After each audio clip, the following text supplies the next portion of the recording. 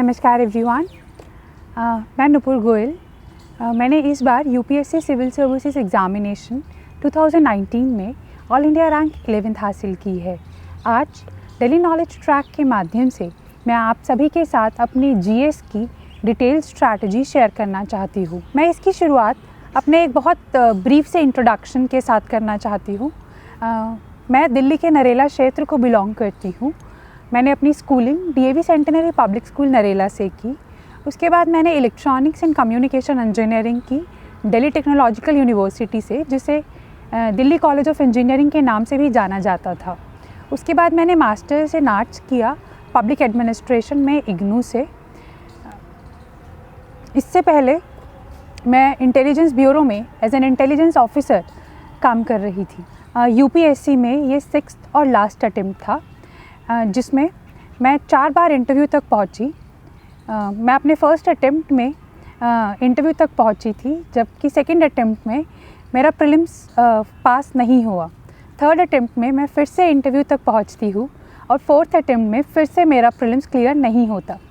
Fifth attempt में I again reach till the interview stage, but unfortunately I couldn't make it to the final list. Sixth attempt में that was my last attempt. इस attempt में मुझे all India rank 11th हासिल हुई। तो जैसा कि आपने देखा कि मैंने जब मेंस लिखा, मैंने तब उसे क्वालिफाई किया। It was usually in the back of my mind कि मेरा प्रीलिम्स निकल जाए तो मैं इंटरव्यू तो दे ही रही हूँ। तो I think mains is more about the mental confidence. Actually, the whole UPSC examination is more about the mental confidence, the stamina that you have got, जो आप patience से काम कर सकते हैं, वो ज़्यादा टेस्ट होता है rather than the knowledge, which is also one of the aspect which gets tested in the UPSC examination hall. मैं इस strategy वीडियो में पहले individual subjects के बारे में बात करूँगी और उसके बाद I'll talk on general answer writing as such. Coming to the first part of the video, that is the individual papers. So we all know कि GS mains they comprise of 1750 marks in the UPSC examination process. वो 1750 marks actually 7 different papers में divided होते हैं, 250 marks each. And having Hindi, which is any language paper, plus English as a compulsory paper for each one of us. Those 7 papers are actually GS 1, 2, 3, 4. 2 papers are there of the optionals और एक हमें essay का paper लिखना होता है। तो ये 7 paper मिलकर 1750 नंबर की हमारी डेस्टिनी को डिफ़ाइन करते हैं, जबकि जो इंटरव्यू है या जिसे पर्सनालिटी टेस्ट कहा जाता है, उसके 275 मार्क्स होते हैं। तो आउट ऑफ 2025 मार्क्स जिसके बेसिस पर हमारा सिलेक्शन होता है, जो एक मेजर चंक है, that comprises of the mains examination score. So it's very important for us कि हम अपनी मेंस की स्ट्रैटेजी को, चाहे वो जीएस हो, चाहे एसए हो, चाहे ऑप्शनल हो, हम उसके ऊपर मैक्सिमम काम करें ताकि हमारा जो सिलेक्शन का क्राइटेरिया है या जो सिलेक्शन के चांसेस है वो मैक्सिमम हो सके। Talking about the essay paper first, usually ऐसा देखा जाता है कि एसए पेपर एक बहुत ही नेग्लेक्टेड पेपर हो जाता है, क्योंकि ज़्यादातर एस्पिरेंट्स अपना पहला एसए शायद एग्ज़ामिनेशन हॉल के अंदर ही जाके लिखते हैं। मैं इस चीज़ से बिल्कुल सहमति नहीं रखती हूँ। मुझे लगता है कि practice is the key to success. आप जितने ज़्यादा इससे पहले प्रैक्टिस कर सकते हैं, आप उतने ज़्यादा इससे प्रैक्टिस कीजिए। आप अपने प्रीवियस ईयर क्वेश्चन पेपर्स को उठाइए यूपीएससी के और उधर देखिए कि किन किन टॉपिक से कैसे एसेस पूछे गए हैं। You just practice on the behalf by writing those essays. बहुत बार ऐसा देखा जाता है कि यूपीएससी एक बहुत अलग अलग टॉपिक से एसे पूछती है। जैसे आजकल उन्होंने फ़िलोसॉफ़िकल एसेस पूछना बहुत शुरू किया है। तो ऐसे एसेस को पेपर में अटेम्प्ट करने के लिए हमें ये बात का ध्यान रखना चाहिए कि हम ऐसे ही कुछ नए नए टॉपिक्स को पहले से ही थोड़ा प्रैक्टिस करके जाए। It is very clearly written कि एस्से की जो लैंग्वेज है that should be very easy, बहुत ल्यूसिड और बहुत इजी फ्लोइंग हमारा एस्से होना चाहिए। It should be written in such a way कि एक 8th क्लास का या 10th क्लास का बच्चा उसे पढ़ पा रहा है, उसे समझ पा रहा है, और साथ ही when it is given to a professor और से subject expert of that topic, उसे भी कुछ ना कुछ उस एस्से में ऐसा मिले जो जिसको वो गैदर कर पाए। तो इसके लिए हमें ऐसा करना चाहिए, या मैंने ऐसा किया था कि मैंने जब भी एस्से की प्रैक्टिस की, I gave it for reviewing to some of my friends who are already there in the services. I gave them to some of my friends for reviewing. I gave them to some of my cousins जो अभी 11th या 12th class में हैं।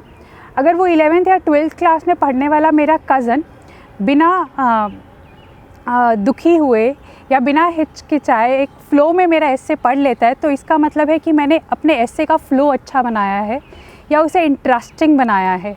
वैसे ही अगर मेरे friend या वो सिलेक्टेड एस्पिरेंट्स, सिलेक्टेड ऑफिसर्स उस एस्से को अच्छा बोलते हैं, तो that becomes a very motivating factor कि हम जो भी काम कर रहे हैं वो एक सही डायरेक्शन में कर रहे हैं।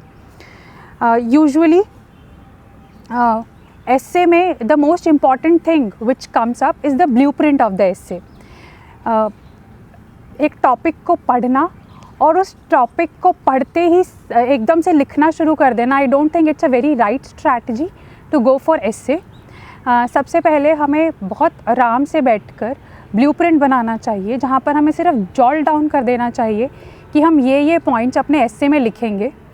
After doing this brainstorming in such a way, आप उसे असेंडिंग या डिसेंडिंग ऑर्डर में on the basis of the topic of the essay कि इसमें हेल्थ मोस्ट इम्पॉर्टेंट है या इसमें एजुकेशन मोस्ट इम्पॉर्टेंट है, उसके हिसाब से आप उसको पूरा ऑर्डर कीजिए और अपने पूरे एस्से को इतने अच्छे से स्ट्रक्चर कीजिए कि जब आप वो एस्से लिखना शुरू करें तो आप कहीं स्ट्रे ना हो। आई स्ट्रांगली बिलीव कि आपको जितना सोचना है आप ब्लूप्रिंट बनाते हुए सोचिए रादर देन लिखते हुए, बिकॉज जब भी हम लिखते हुए सोचते हैं तो we tend to deflect from the topic, हम टॉपिक से थोड़ा दूर चले जाते हैं। बहुत बार जब पूछा जाता है कि केस स्टडीज़ या examples, international examples, whether we should quote them या फिर हम वो कहाँ से लेके आए, yes you must quote them. These are the things which make our essay dynamic. Otherwise बहुत मोनोटोनस हो जाता है एस्से लिखना। जो हम बहुत सारी डायमेंशंस को भी कवर करते हैं वो भी हम इन्हीं के थ्रू कवर कर सकते हैं, and they are most important in the case of philosophical एस्सेज।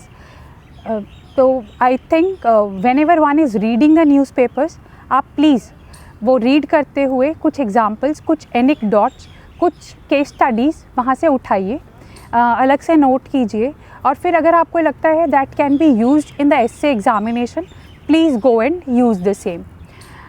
बहुत बार ये भी क्वेश्चन आता है कि how should we start the essay, whether it should be started by giving some facts or by definitions or by anecdote. See, it's a very individual thing.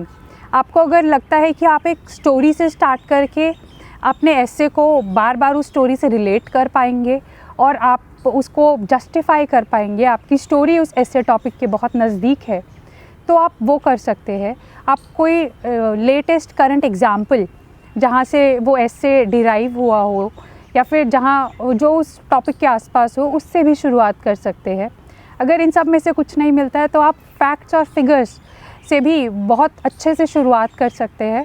तो हर एक का एस्से बहुत अलग होता है, and it's actually the difference that they are that comes up, that brings the newness in the essay, और वही newness के आई थिंक हमें मार्क्स मिलते हैं। सिर्फ एक बात का ध्यान रखिए कि आप एस्से के टॉपिक से इधर उधर मत जाइए। जितना आपसे पूछा गया है, जिस चीज़ पर आपसे एस्से लिखवाया जा रहा है, आप सिर्फ उसी के आसपास ही एस्से लिखिए। एस्से पेपर के बाद अब हम बात करते हैं जीएस पेपर्स की। तो GS मीन्स जनरल स्टडीज़, इसके 4 पेपर होते हैं, GS1, GS2, GS3 and GS4. GS1 paper is basically of art and culture, history, society and geography. I am not sharing the book list as such because that has already been uploaded by a number of toppers, by a number of selected people out there. और अगर आप उन सबको analyse करेंगे तो आप भी यही देखेंगे कि यूजुअली सभी की बुक लिस्ट मोर और लेस सेम थी. आपने जो भी अभी तक अपनी स्ट्रैटेजी डेवलप की, I think you should stick to its own your own strategy.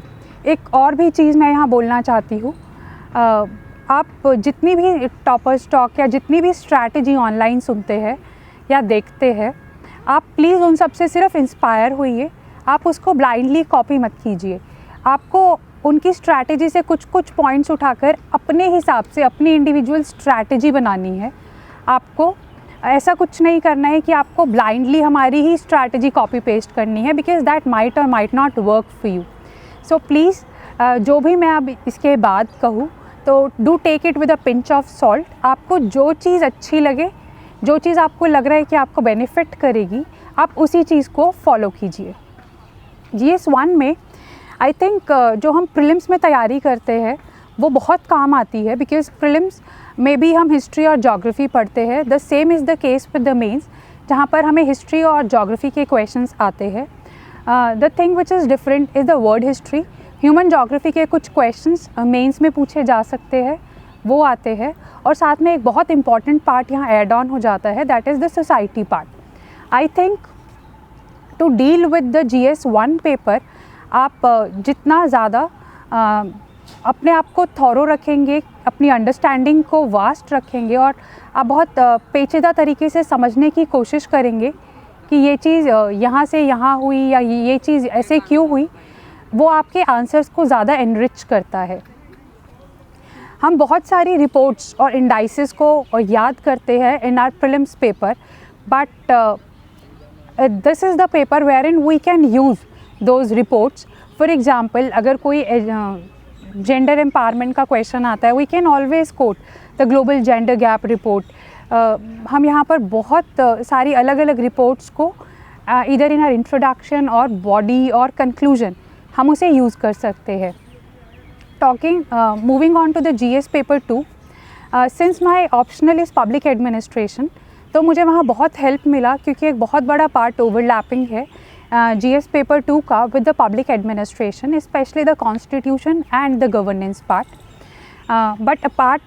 But I would recommend कि आप भी जो बेसिक बुक्स है वही कीजिए इनके लिए.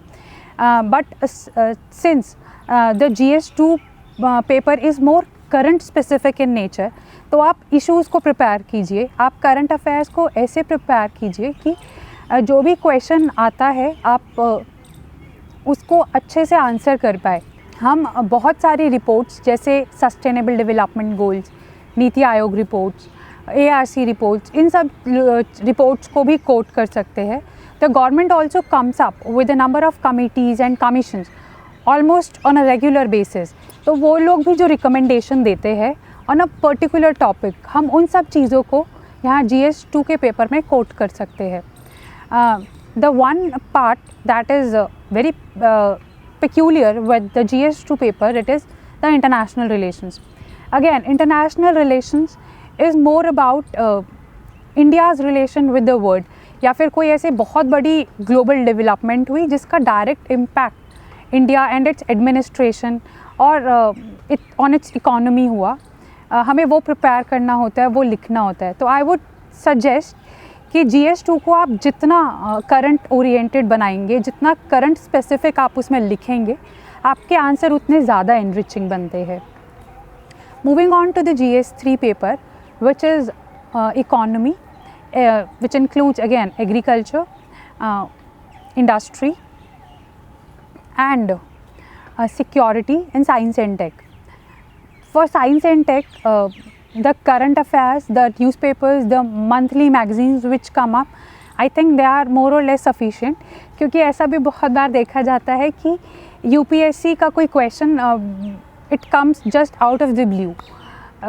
तो ऐसे क्वेश्चंस को प्रिपेयर करके जाना या फिर उस क्वेश्चन के लिए बहुत सारे सोर्सेज को रेफ़र करना, आई don't think that is very advisable.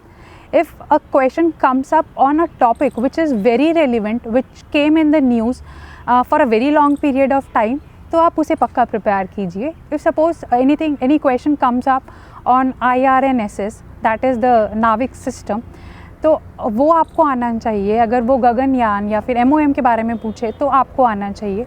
But अगर कोई बहुत ही रैंडम क्वेश्चन पूछा जाता है और अगर आपको नहीं आता है तो it's okay, you shouldn't panic in that situation. Moving on to the security perspective, security questions. Security questions के लिए भी I think आप अपनी बेसिक अंडरस्टैंडिंग को बहुत मजबूत कीजिए. आप देखिए कि कौन कौन से ऐसे टॉपिक्स हैं जो पूछे जाते हैं, कौन कौन से सिक्योरिटी चैलेंजेस है जो इंडिया फेस करता है. Specially in today's world when almost on a regular basis हमें नए नए सिक्योरिटी चैलेंजेस देखने को मिलते हैं. तो आप उन सब की अपनी अंडरस्टैंडिंग बहुत थोरो रखिए और उसके हिसाब से पेपर सॉल्व कीजिए. Economy which includes agriculture, industry, manufacturing etcetera. I think अगर आप बहुत अच्छे हैं with your current affairs, if you are thorough with the monthly magazines, if you have done economic survey cover to cover, yes, I advise everyone to go through the economic survey from cover to cover, because the keywords that are being used in the economic survey, they can be reproduced in the mains examination. जो बहुत अच्छा answer लिखा जा सकता है अगर हम उन्हीं को यूज़ करते हैं. तो there are a lot of diagrams that come up in the economic survey. So I would advise all of you to not rely on any summary that comes up in the market of economic survey at least, and please go through its first volume, that is more of an analytical volume in the economy paper. Apart from the economic survey, one should always also be thorough about the budget, because the schemes, the policy programs, as well as the major focus area of the government, they come up in the budget areas. Budget के साथ साथ अगर कोई बहुत बड़ी कोई policy government लेके आई है या फिर उन्होंने कोई बहुत बड़ा प्रोग्राम लॉन्च किया है या फिर आपको लगता है कि this is something which is having a huge impact on the economy, on the security, तो I think you must prepare all of these very thoroughly. Coming on to the last part, that is GS4, Ethics, Integrity and Aptitude. It is usually seen कि it is again one of the most neglected areas by the students, by the aspirants. They think कि इसकी कोई तैयारी नहीं है. They think कि इसको हम जाएंगे, कुछ भी लिख कर आ जाएंगे and we'll get marks. So I don't think that is the case. इस ethics की एक अपनी अलग तैयारी होती है. यहाँ पर बस थोड़ा डिफरेंस ये होता है कि आपको बहुत अच्छे से, बहुत स्मार्टली वर्क करना पड़ता है. Although in terms of syllabus, yes, GS paper 4 is very concise as related to GS paper 1, 2, 3, but it's the most challenging paper out of the all the 4 papers. क्योंकि मतलब talking about my own experience, in one of the attempts I got 120 in ethics, and in the last attempt I got just 92. So I had a downfall of 28 marks just because I thought I was very good with the ethics paper. तो मैं आपको यही कहना चाहूँगी कि ethics के paper को please आप लाइटली मत लीजिए. एथिक्स के पेपर की एक अलग स्ट्रैटेजी है, that is we have to deal with the case studies aspect and we have to deal with the subjective questions of the ethics. यहाँ केस स्टडीज़ को डील करने के लिए या केस स्टडीज़ को कैसे आंसर करते हैं ये आपको आना चाहिए. There is a fixed answer to every question that is being asked, be it in any GS or optional or any paper in the UPSC. जो भी examiner है, they are usually looking for some of the keywords in the answers. If the aspirant is able to come up with those keywords or with some similar kind of explanation, I think he or she gets marks in it. Otherwise it becomes very difficult to fetch marks in the UPSC hall. तो case studies को solve करते हुए भी आप ये back of the mind में हमेशा रखिए कि ये केस स्टडी पूछी है तो ये क्यों पूछी गई है, इसका क्या करंट रेलिवेंस है। स्पेशली जब भी आप सब्जेक्टिव क्वेश्चंस को अटेम्प्ट करते हैं तो do come up with the definitions which you have made. जैसे जो भी कीवर्ड्स, जो भी वैल्यूज़ एथिक्स के सिलेबस में मेंशन्ड है, प्लीज़ बी थॉरो कि इनमें इनका क्या मतलब है, इनमें क्या डिफरेंसेस है। बहुत फाइनर डिटेल्स पे आप ज़रूर काम कीजिए। फॉर एग्ज़ाम्पल अगर ऑनेस्टी और इंटीग्रिटी के बीच का क्वेश्चन आता है तो यू मस्ट बी अवेयर कि ऑनेस्टी किसे कहते हैं, इंटीग्रिटी किसे कहते हैं, how honesty can be a part of the integrity. तो आई वुड से कि जितनी भी वैल्यूज़ है do make your own definitions, उनको अपने ही कुछ एग्जांपल्स अपनी पर्सनल लाइफ से कोट कीजिए, लिखिए। कुछ एग्जांपल्स आप न्यूज़पेपर से निकालिए और आप वहाँ रेफ़र कीजिए। यहाँ न्यूज़पेपर की मैं जब भी बात कर रही हूँ एंड आई विल फोकस कि ऐसा यूजुअली बहुत सारे एस्पिरेंट्स करते हैं that they just stop reading newspapers once they are going in for writing mains or once they are very near writing prelims, but I don't think that should be an approach. अगर आप कोई monthly magazine refer कर भी रहे हैं तो भी आप न्यूज़पेपर पढ़िए, क्योंकि newspaper is the rich source जहाँ से आप एनेक्डोट्स उठा सकते हैं, जहाँ से आप करंट एग्जाम्पल्स उठा सकते हैं, जहाँ से आप बहुत सारी केस स्टडीज़ को कोट कर सकते हैं। ये सारी चीज़ें हमें कभी किसी भी मटीरियल में नहीं मिलती है। और जब आप इन एग्ज़ाम्पल्स को खुद कोट करेंगे या खुद पढ़ते हैं, खुद लिख लेते हैं, तो आप ये भी इंश्योर कीजिए कि आप उन चीज़ों को अपने मेंस की आंसर शीट्स में रिप्रोड्यूस कर पा रहे हैं। तो this was all about the GS individual papers.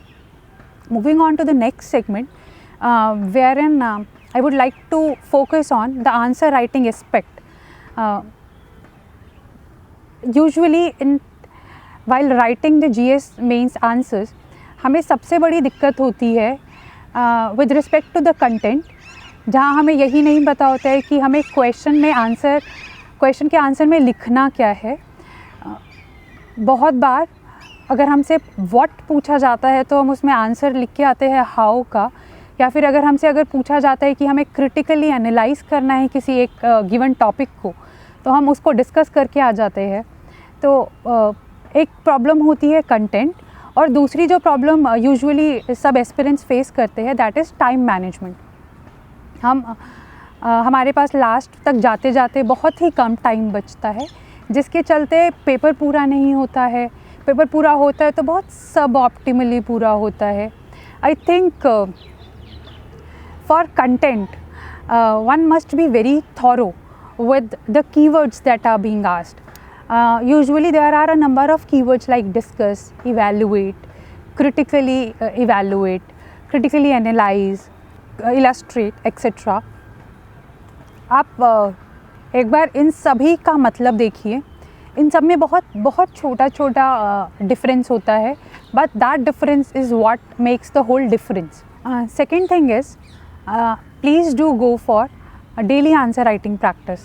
अगर आप डेली बेसिस पर 3 या 4 क्वेश्चंस लिखते हैं तो उससे आपका कंटेंट बहुत अच्छा बिल्ड होता है। यहाँ आई एम नॉट सेइंग कि आप इसको टाइम फॉर्मेट में कीजिए या विद इन 7 to 8 मिनट्स एक क्वेश्चन पूरा कीजिए। आपको जितना टाइम लेना है आप उतना टाइम लीजिए, बट आप वो डेली बेसिस पर 3 से 4 क्वेश्चन लिखिए। यहाँ आप धीरे धीरे करके आप एनालाइज करेंगे कि आप जो भी कंटेंट लिख रहे हैं अपने आंसर्स में that is going on improving.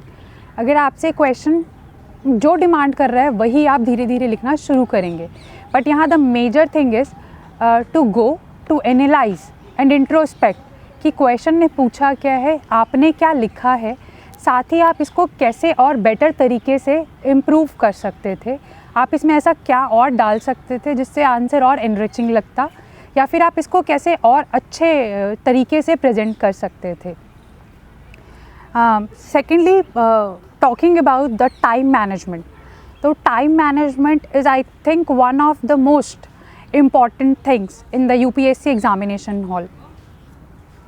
हमें अराउंड 20 क्वेश्चंस GS पेपर्स में within a time span of 3 hours complete करने होते हैं, जो डिफ़र करते हैं. Some questions are of 15 marks, some are of 10 marks, but whenever the aspirant goes towards the fag end of those 3 hours, तो हम देखते हैं कि कहीं ना कहीं उनकी क्वालिटी सफ़र करने लगती है because of a poor time management system.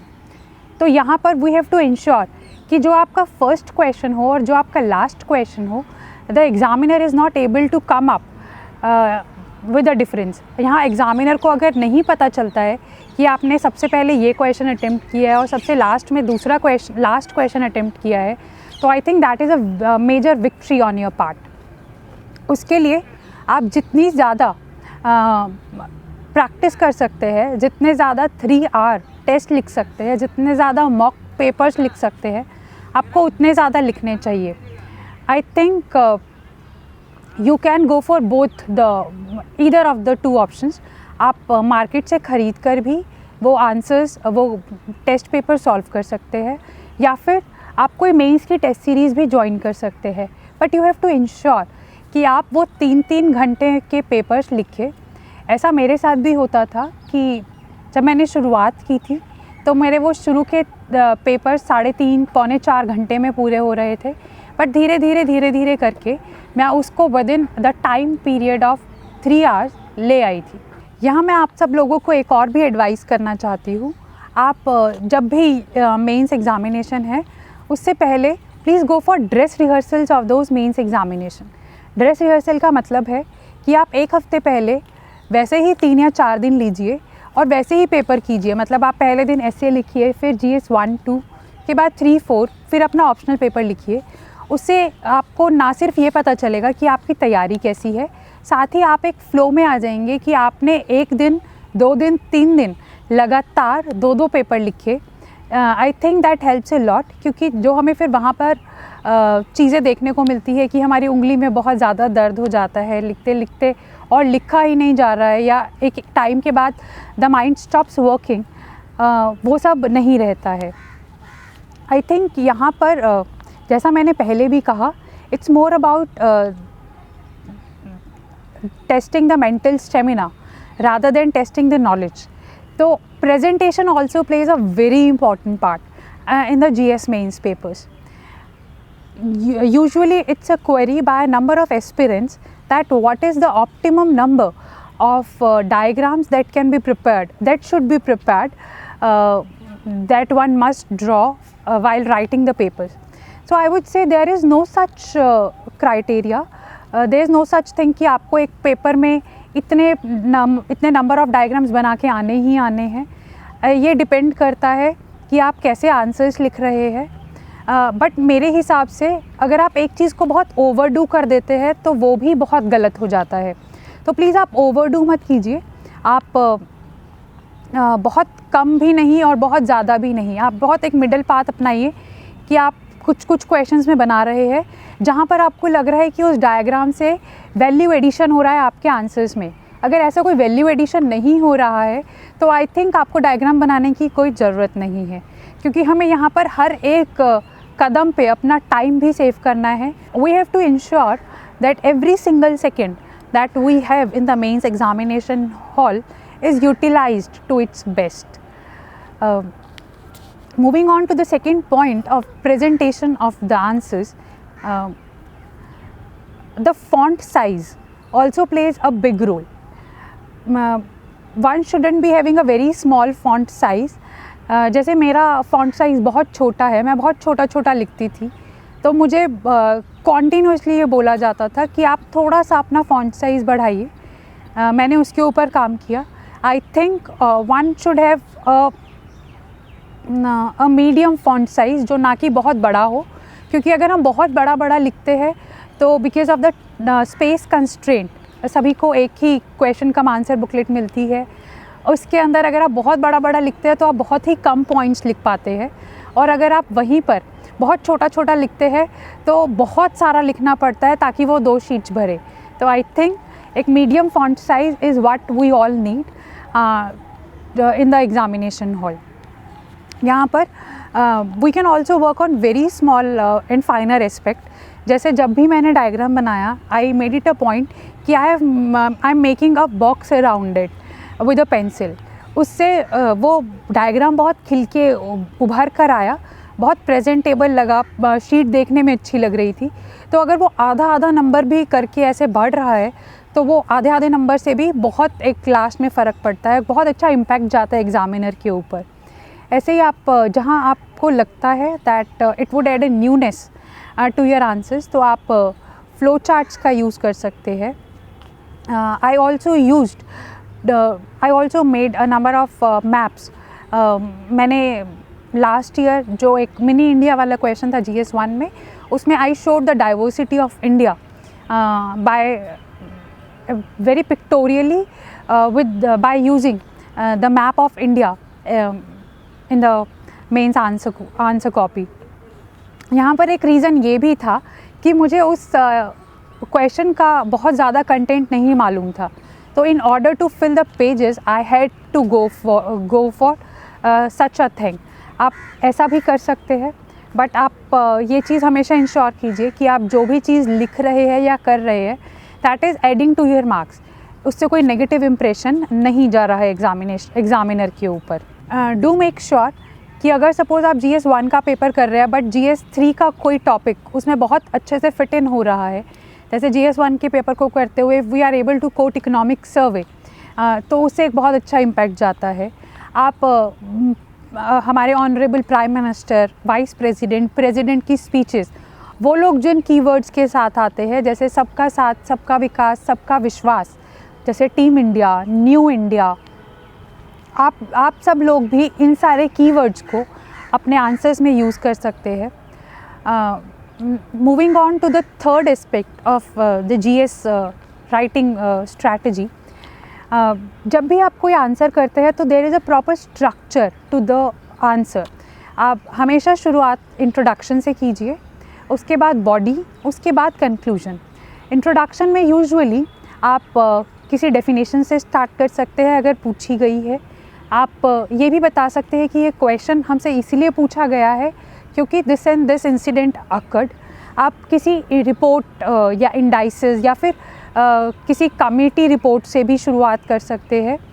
उसके बाद when you are attempting the body part, do make sure कि जितने भी सब पार्ट्स क्वेश्चन में पूछे गए हैं, फॉर एग्जांपल अगर एक क्वेश्चन में 3 सब पार्ट्स पूछे गए हैं तो आप तीनों को सेम ही वेटेज दे रहे हैं, आप तीनों को जस्टिस कर रहे हैं.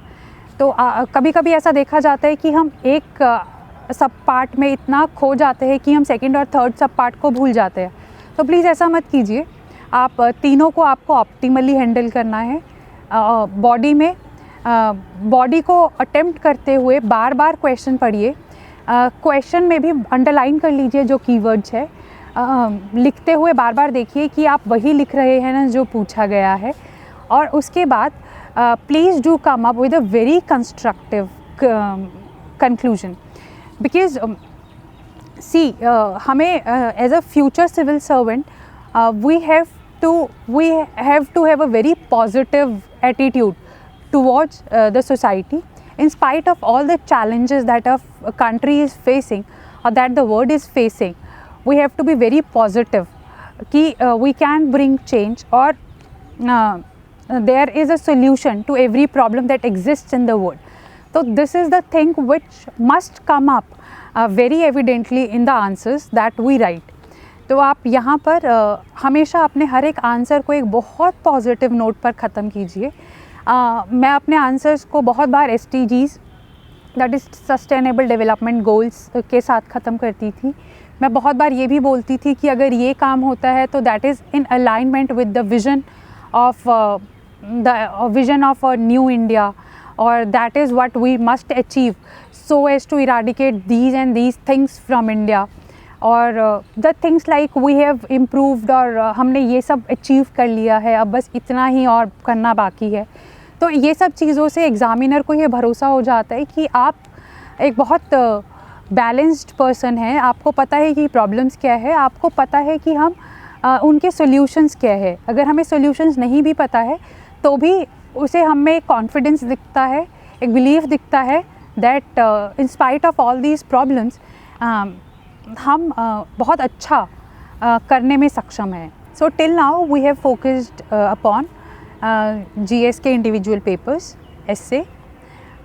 The answer writing is in general, both content as well as time management. Thirdly, we also talked about the presentation of answers and what should be the structure of an answer. Now अब हम बढ़ते हैं last but not the least thing, that is the hard work. मैं आप सबसे यही कहना चाहती हूँ कि कोई भी एक स्ट्रैटेजी सेट स्ट्रैटेजी नहीं है. There can be no substitute of hard work. आपको बहुत से पेपर लिखने होंगे और वो बहुत से पेपर आपको ही लिखने होंगे. There is no one else who can attempt the paper on your behalf. आप जब भी पेपर लिखते हैं तो आपको पता चलता है कि आपकी इंडिविजुअल स्ट्रेंथ्स और वीकनेसेस क्या है. अब आपको इस जर्नी में GS मेंस की प्रिपरेशन करते हुए you have to make sure कि जो आपकी वीकनेसेस है वो इम्प्रूव हो और जो स्ट्रेंथ है वो स्ट्रेंथ ही रहे. यहाँ पर मैं अपने इंडिविजुअल स्कोर्स थोड़े शेयर करना चाहती हूँ. In my first attempt, that was in 2014 when I gave my first mains. So I had a lead of just 2 marks in mains. The main reason was time management. मेरा paper पूरा नहीं होता था. मैंने बहुत सारे क्वेश्चंस उस वक्त छोड़ दिए थे, छूट गए थे मुझसे. मैंने ऑन एन एवरेज हर एक पेपर में शायद 4 या 5 क्वेश्चन अटेम्प्ट नहीं कर पाई थी. Moving on to the second mains, I had a very high lead of around 55-60 marks. यहाँ पर the thing which helped me was this daily answer writing practice and the weekly test papers that I was writing.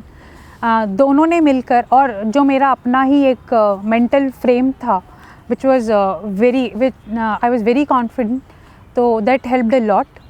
यहाँ पर मेरे जो individual scores रहे वो भी बहुत अच्छे रहे. I got 120 in ethics, I got 112 in GS paper 3, I got 104 in paper 1 and around 92 marks in GS paper 2.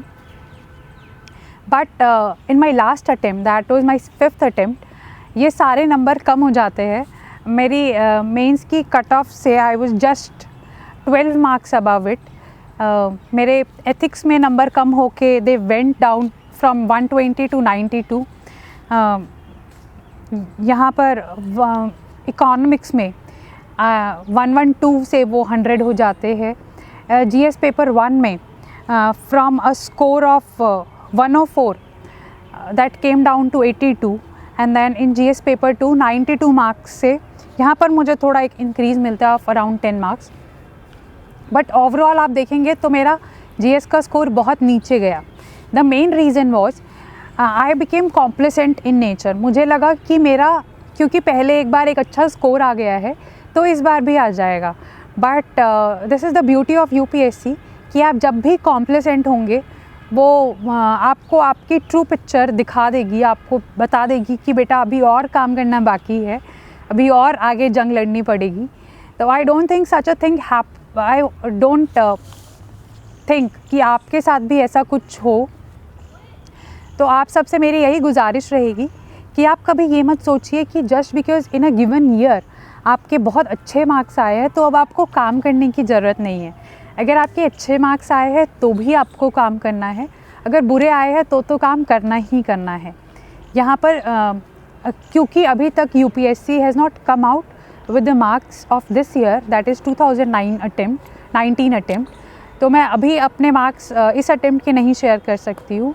But I think कि going by the last years performance and after analysing the same, मैंने ये देखा कि मेरी जो सबसे बड़ी problem थी that was time management. I was not able to complete the papers on time. In last 15 minutes मैं 4 या 5 क्वेश्चन अटेम्प्ट कर रही थी, तो वो क्वेश्चन आने के बावजूद भी मेरे छूट रहे थे. यहाँ पर मुझे काम करना था. I made it a point कि मैंने बहुत सारे पेपर लिखे between prelims and between mains. I wrote around 20 papers.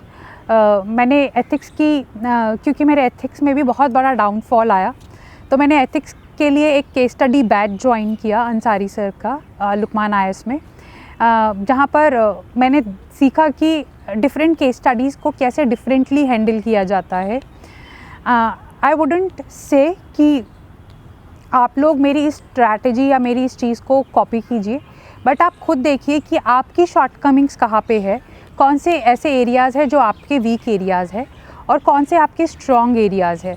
आपको बेसिकली खुद पर ही काम करना है और आपको ये इंश्योर करना है that when you are writing the mains paper in the actual examination hall, that those days are one of the best days in your preparation. ऐसा बहुत बार देखा जाता है कि after prelims the aspirants are here and then the stamina goes down. उनकी जो performance का ग्राफ होता है वो नीचे जाता है और फिर एकदम से दे थिंक कि वो ऊपर ले आएंगे मेंस में, विच डजंट हैपन। तो अभी इस वक्त आप बेशक यहाँ से स्टार्ट कीजिए, बट धीरे धीरे धीरे धीरे उसको ऊपर लेके जाइए और प्लीज़ उस दिन तक ऊपर लेके जाइए जब तक आप मेंस नहीं लिख लेते हैं। हर एक चीज़ बॉयल डाउन होके आती है that one has to practise, one has to do hard work, there is no substitute for it. यहाँ पर कोई भी शॉर्टकट नहीं है। मेंस का पेपर हो या प्रीलिम्स का पेपर हो या पर्सनालिटी टेस्ट हो, the most beautiful thing about UPSC is it's unpredictability. तो आप हमेशा तैयार रहिए कि आप कितना भी प्रिपेयर करके जाएंगे, आपके सामने ज़रूरी नहीं है कि आपका सब कुछ प्रिपेयर्ड आएगा। ऐसे बहुत सारे क्वेश्चंस होंगे, ऐसे बहुत सारे टाइम्स होंगे जहाँ पर यू विल बी कॉट, आपको लगेगा कि आपने शायद कुछ प्रिपेयर ही नहीं किया। फॉर एग्ज़ाम्पल इस बार का जो GS2 का पेपर था, that was a very difficult paper. उसमें क्वेश्चंस बहुत बड़े पूछे गए थे, क्वेश्चंस बहुत डिफ़िकल्ट पूछे गए थे, बट